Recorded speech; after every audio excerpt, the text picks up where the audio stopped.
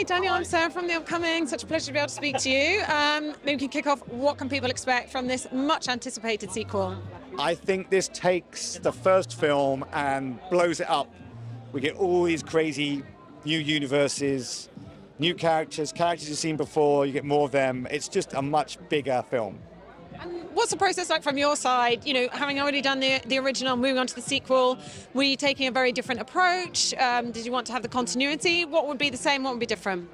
I think a big thing with this movie was trying to create the worlds for each character. So it was really important that each universe had its own sound and each character's got its own theme, and also all those themes can interlink.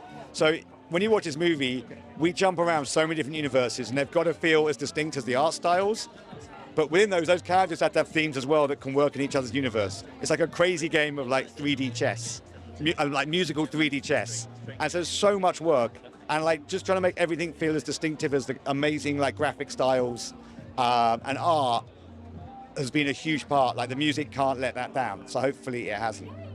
And what's it like, seeing this incredible cast, bring the characters to life, and how much you kind of work with them, play off them to let the music fit with the characters? I think the cast in this film are fantastic, because I hear the voice records all the time, and the filmmakers are always tweaking and trying to make things better. They tweak and tweak and tweak, and the cast have to re-record their lines and re-record their lines and re-record their lines.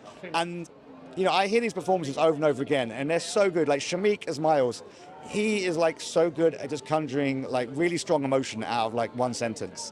And people don't really appreciate that, I think, when they see these movies. They don't realize how much the actors bring to those characters in terms of the performances.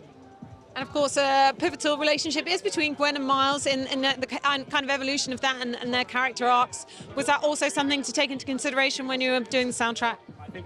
Yeah, I mean, Gwen and Miles, they've all got different relationships, and there are themes that were set up in the first film that might pay off in different ways in this one.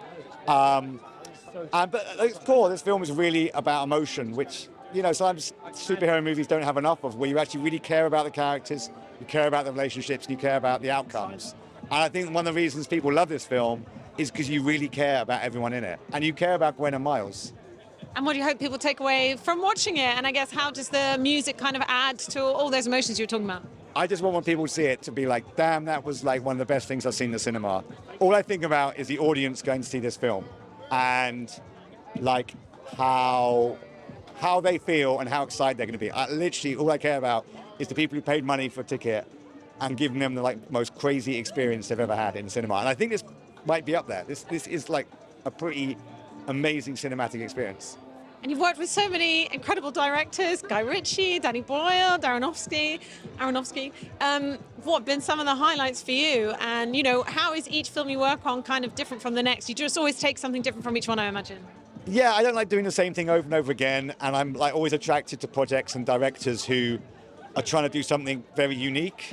And through that, you end up working with Ridley Scott, Danny Boyle, Aaron Sorkin, and I don't really like doing films so much where it's just more of the same.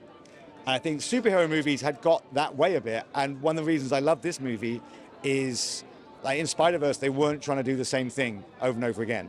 It was a totally fresh take, and that's what I'm always drawn to. And I think that's why I get to work with some great directors, because they want to do that as well.